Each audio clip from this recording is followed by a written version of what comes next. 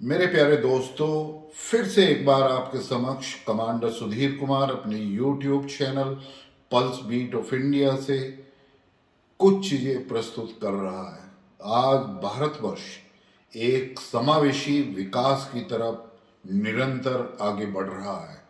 और ये समावेशी विकास भारत को आत्मनिर्भरता की तरफ बढ़ा रहा है। यदि आप देखेंगे कि भारतवर्ष में जो विकास 1947 के बाद होना था वो इतना नहीं हुआ, लेकिन एक कहावत है कि जैसी जैसा राजा वैसी प्रजा। तो अब 2014 के बाद में हमें एक जो नेता के रूप में श्री नरेंद्र मोदी जी के रूप में जो हमारे प्रधानमंत्री ने टेक ओवर किया है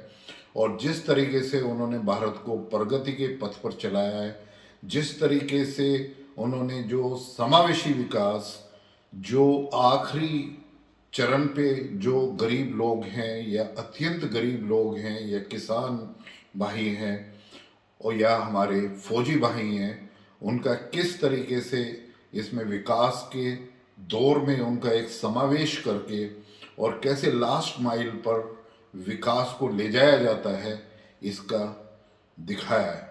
इसमें अभी आप देखिए, मैं कुछ चीज़ें गिनवानी चाहूँगा आपको कि आज जो गरीब थे, जो बैंक तक नहीं जा सकते थे, 450 मिलियन, करीब 45 करोड़ लोगों के पहली दफ़े बैंक के अकाउंट खुले। फिर उसके बाद करीब 120 मिलियन, 12 करोड़ लोगों को जो है एक तरह से स्वच्छ ताकि और बढ़ाया गया, उनको टॉयलेट उनके घरों में बनाए गए इन गरीब लोगों को। और करीब 11 मिलियन, 111 करोड़, नहीं, 110 मिलियन एंड 11 करोड़ लोगों को फ्री गैस एलपीजी, जो हमारी माँ बहनें गांव में एक तरीके से लकड़ी चूल्हा या केरोसिन जलाकर जो खाना बनाती थी, आज उनको ये मुहैया कराई गई है। पेयजल, एक अच्छी क्वालिटी का पेयजल टैप के द्वारा आज वो करीब 3 लाख गांव में जो है ना पहुंचा दिया गया है। इसी तरीके से जो प्रधानमंत्री जी की स्कीम है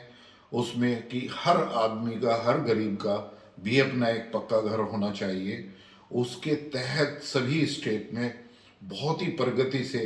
करीब 3 करोड़ के आसपास घर बनाए गए हैं। 3 करोड़ मीन्स 30 मिलियन पीपल को बनाया गया है। इसके साथ साथ आप देखेंगे कि किसान भाइयों को सभी तरह की सुविधाएं, सहायता और एक निश्चित राशि भी वो डीबीटी, डायरेक्ट बेनिफिट ट्रांसफर से उनके अकाउंट में करी गई है। मनरेगा का जो प्रावधान है वो आज डायरेक्ट अकाउंट में जा रहा है, तो उसमें एक जो बहुत बड़ी अमाउंट जो साइफन होती थी, जो लोग बीच में खा जाते थे, वो नहीं खा पा रहे हैं। आज जो डायरेक्ट बेनिफिशरी है उसके अकाउंट में ये पैसा जा रहा है और मनरेगा का एलोकेशन भी बढ़ा दिया गया है। इसके साथ साथ आप देखेंगे कि जब ये सारी चीज़ें हो रही थी तब भारतवर्ष ने एक बहुत ही अनप्रेसिडेंटेड, ऐसा कभी भी इस सेंचुरी में या पिछली सेंचुरीज में नहीं हुआ है, जो एक आकस्मिक जो हमारे सामने एक इमरजेंसी आई, वो थी ये पेंडेमिक, कोरोना या कोविड-19 का प्रकोप भारतवर्ष में आया और किस तरीके से भारतवर्ष ने उसको हैंडल किया फेज़ 1 में, किस तरीके से वैक्सीन को बहुत ही तेज़ रफ्तार से हम लोगों ने विकसित किया, हमारे साइंटिस्ट और जो हमारे रिसर्चर हैं उन्होंने किस प्रगति से काम किया, ये अब विश्व विदित है, सभी को पता है। तो ये सभी चीज़ें जो भारतवर्ष में एक आम आदमी, एक कॉमन इंसान के उसमें जो एक विश्वास पैदा हुआ है, उससे दिनों दिन रात चौगनी की तरक्की भारतवर्ष में हर एक उसमें हो रही है और ये समावेशी विकास का एक उदाहरण है। अब इसके बाद मैं आपको लगाऊंगा कि देखिए, करीब 100 लाख करोड़ वो इंफ्रास्ट्रक्चर डेवलपमेंट में भारतवर्ष अब 2024 तक खर्च करेगा। वो 2020 से शुरू हुआ है पेंडेमिक के बावजूद भी जिस तरीके से फास्ट गति से, चाहे वो हमारे रेलवे नेटवर्क हो, नेशनल कॉरिडोर्स हो, या हमारे सड़कें हों, या और जो इंफ्रास्ट्रक्चर है, नए रेलवे स्टेशन है, नए एयरपोर्ट्स जो बनाए जा रहे हैं, नए हॉस्पिटल्स, नए मेडिकल कॉलेजेस में सीटें जो बढ़ाई गई हैं, तो जो ये, और गांव में जो गांव की सड़कें हैं जिस तरीके से उनको जोड़ा जा रहा है, गांव को एक तरीके से भारत नेट या नोफन के तहत जो कनेक्टिविटी से जोड़ा जा रहा है, जिसमें इंटरनेट की स्पीड हमारे गांव में पहुंच सके, और जो वहाँ पर कंप्यूटर सेंटर्स खोले हैं या फैसिलिटेशन सेंटर खोले हैं, उससे गरीब किसानों को और गरीब भाइयों को एक कनेक्टिविटी गांव में मिल रही है, और डिजिटल स्प्रेड और डिजिटल ट्रांसफॉर्मेशन एंड डिजिटलाइजेशन वो एक बहुत ही व्यापक रूप से भारतवर्ष में हो गया। आज भारतवर्ष चाइना के बाद एक नंबर पर है जिसमें सबसे ज़्यादा लोग इंटरनेट यूज़ कर रहे हैं, और जो ब्रॉडबैंड कनेक्टिविटी है वो सबसे ज़्यादा स्प्रेड गांव-गांव तक हो गई है। स्मार्टफोन की संख्या सबसे ज़्यादा है, और आज हमारे गरीब भाई भी वो स्मार्टफोन का प्रयोग अपनी सुविधाएं जुटाने के लिए कर पा रहे हैं। इसी तरीके से आप देखिए, जो गरीब और जो लास्ट माइल पे था उसको मेडिकल सुविधाएं नहीं मिलती थी, अब ये जो उनको एक करीब 550 मिलियन, मतलब 55 करोड़ लोगों को जो हेल्थ व्यवस्था से, इंश्योरेंस से जो जोड़ा गया है, उससे वो अपना 5 लाख तक का इलाज करा पा रहे हैं, और इसके जो बेनिफिशरी हैं वो बहुत ही बड़ी संख्या में लोग हैं। तो आज गरीब लोगों को मेडिकल सुविधाएं मिल रही हैं। इसी तरीके से जो नए स्कूल गांव में, और जो पिछड़े हुए और जो हमारे एक तरीके से ऐसे डिस्ट्रिक्ट थे जिन पे प्रगति का बहुत कम विकास हुआ था, उनको एक तरीके से निर्धारित करके उसमें जो समावेशी विकास का जो बढ़ाया गया है, उससे भारत एक आत्मनिर्भरता की ओर बढ़ रहा है। अब भाइयों, मैं आपको बताना चाहूँगा कि मैन्युफैक्चरिंग एक बहुत बड़ी ऐसी चीज़ है जिसका हमारी जीडीपी में सबसे ज़्यादा, एट प्रेजेंट हम 16 से 17-18% के करीब ही हमारा जो मैन्युफैक्चरिंग का हिस्सा है वो जीडीपी में है। हमारे किसानों ने बहुत ही अच्छा किया है, तो उनकी प्रगति का जो परसेंटेज है वो थोड़ा बढ़ा है, और इस पेंडेमिक में किसानों ने दिखा दिया है कि फूड सिक्योरिटी भारतवर्ष में है। तो इसी तरीके से मैन्युफैक्चरिंग को कैसे बढ़ाया जाए, डिफेंस मैन्युफैक्चरिंग में इंडिजिनस मैन्युफैक्चरिंग शुरू हो गई है। आज हम तोपें, टैंक, बख्तरबंद गाड़ियाँ,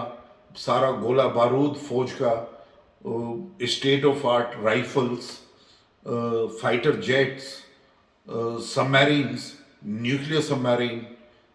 state of art ship, stealth ship, ये सभी का निर्माण, इवन एयरक्राफ्ट कैरियर भी हमने अपना बना लिया है जो ट्रायल कर रहा है। तो इन सब चीज़ों का जो हमारी डिफेंस मैन्युफैक्चरिंग जो आगे बढ़ी है, इसमें हमारी डिफेंस की जो कैपेबिलिटीज़ हैं उनको अद्भुत तरीके से बढ़ा है। आज जो हमारे इंटीग्रेटेड मिसाइल का जो प्रोग्राम है वो इतना सक्सेसफुल है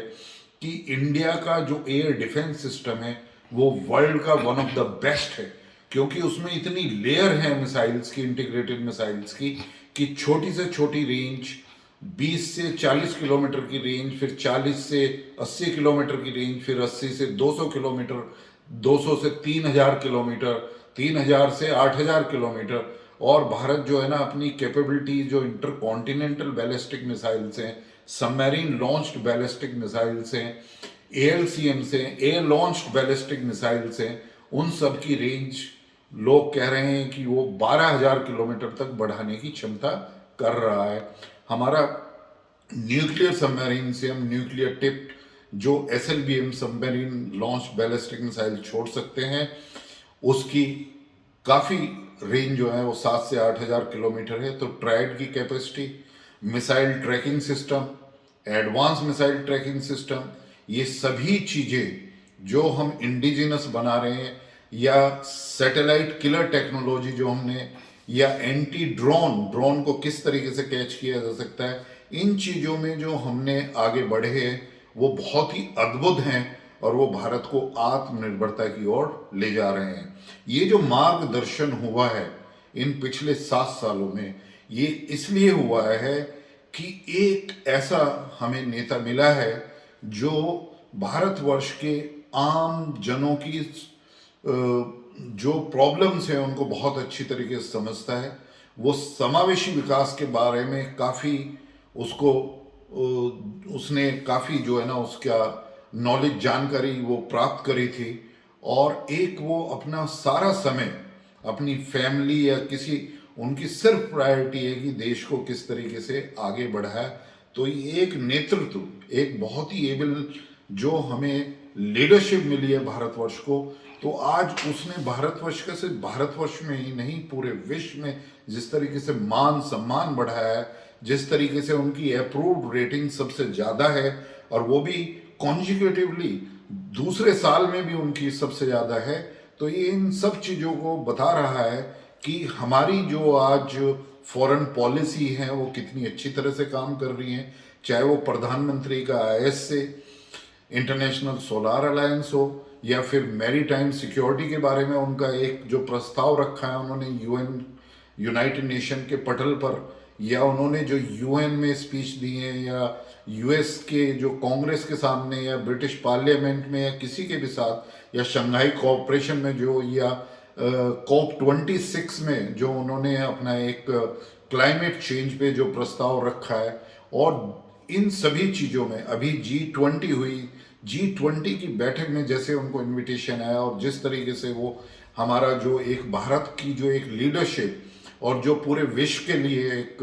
बहुत ही पॉजिटिव साइन है, तो वो एक ग्लोबल लीडरशिप भी प्रदान कर रहे हैं। तो भारतवर्ष ये आत्मनिर्भरता की ओर जो बढ़ रहा है, ये हमारी जो फॉरेन पॉलिसी है, प्रैग्मेटिक फॉरेन पॉलिसी जो है, और जो सारे विश्व में जो भारत को इज्जत मिल रही है, इसका भी समावेश है, और ये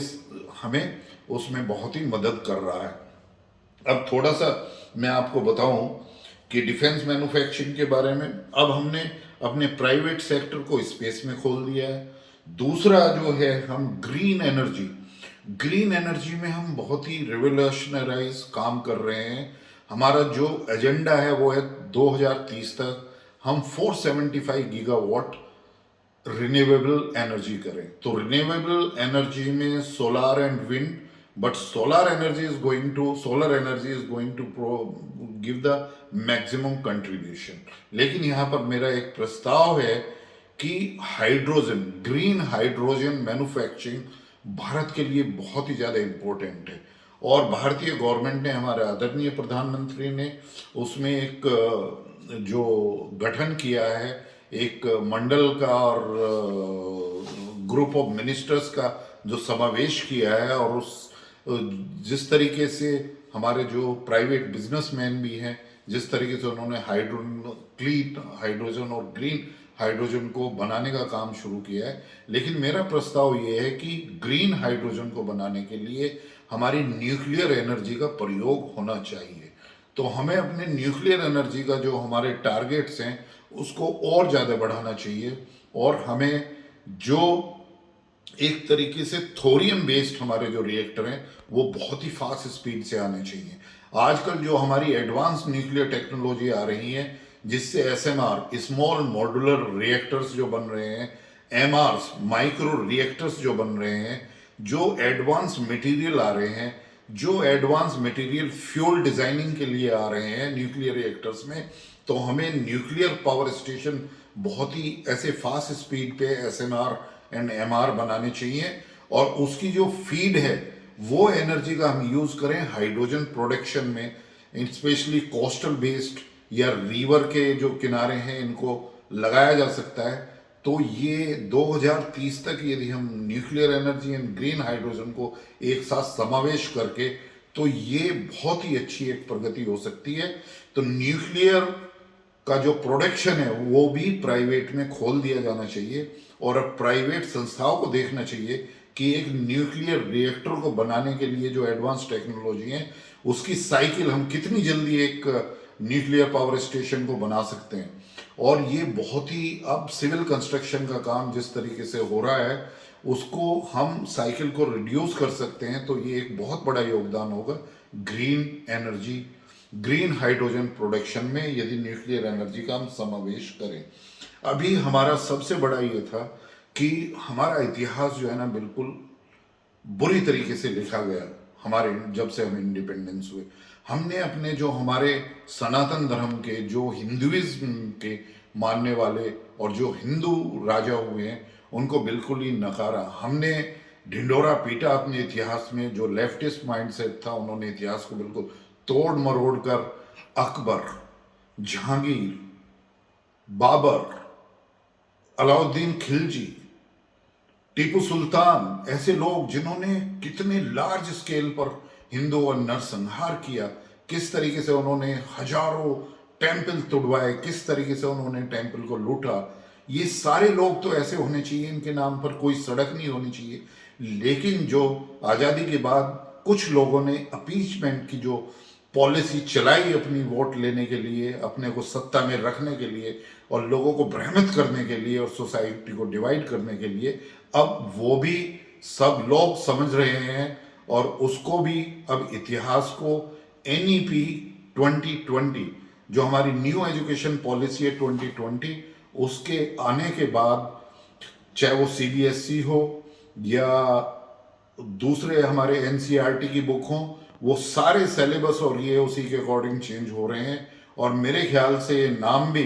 इन जो ये मुगल या तुर्क या कोई और ये जो इन्वेडर्स हुए हैं उनके जहां भी नाम है वो बिल्कुल हटना चाहिए। इतिहास में उनका कोई योगदान नहीं होना चाहिए। हो सकता है वो योग्य शासक भी बने हो, किसी ने कोई अच्छा काम भी किया हो, बट हमें देखना है कि किस तरीके से उन्होंने टेम्पल तोड़वाए, किस तरीके से सनातन धर्म को जो है ना उन्होंने ठेस पहुंचाई, किस तरीके से उन्होंने हिंदुइज्म को जो है ना बिल्कुल खत्म कर देगा, किस तरीके से उन्होंने हमारी यूनिवर्सिटी जलाई, किस तरीके से वहां पे जो हमारे ग्रंथ थे वो उनको आग लगाई गई और वहां की लाइब्रेरी को नष्ट किया। इन चीजों को ध्यान में रखकर ये हमें समावेशी जो हमारा विकास है उसका अब एक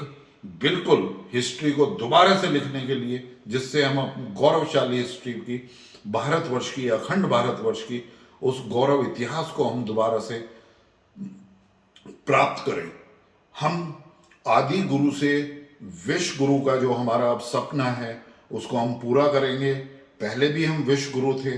वर्ल्ड की सबसे अच्छी यूनिवर्सिटी हमारे यहाँ थी, तो वो भी अब आगे आगे सब उसी तरीके से उनका पुनरुत्थान होगा और नई प्राइवेट यूनिवर्सिटीज भी उसी तरफ बढ़ रही हैं और बड़ा ये योगदान देंगी साइंस में। और जो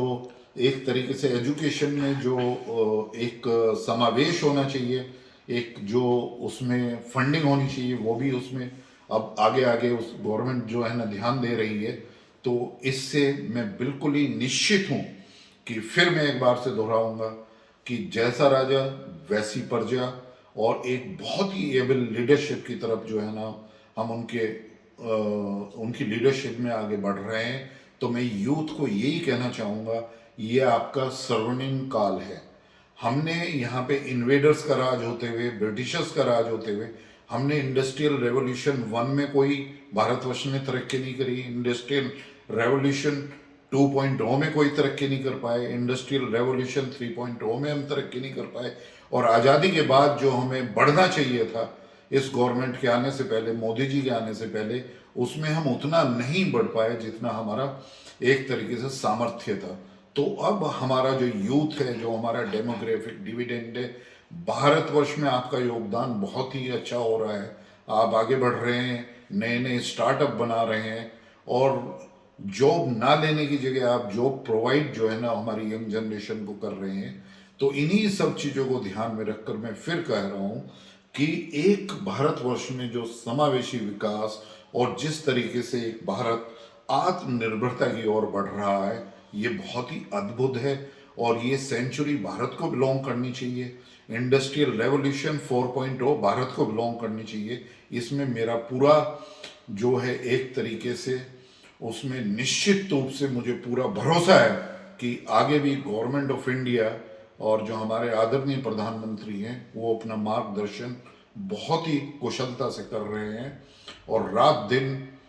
यही उनकी फिक्र है कि हम किस तरीके से गरीब और जो मिडिल क्लास है या हमारे जो अत्यंत गरीब लोग हैं उनको किस तरीके से समावेश जो है ना वो हम अपने नॉर्मल लाइफ में कर सकें और वो भी एक बहुत ही खुशहाल लाइफ को व्यतीत कर सकें। यदि आपको ये वीडियो पसंद आया तो आप इसको लाइक करिए और मेरे channel pulse beat of India को सब्सक्राइब करिए और आप अपने दोस्तों और जो लोग हैं उनको भी आप बताइए पल्स बीट के बारे में। धन्यवाद।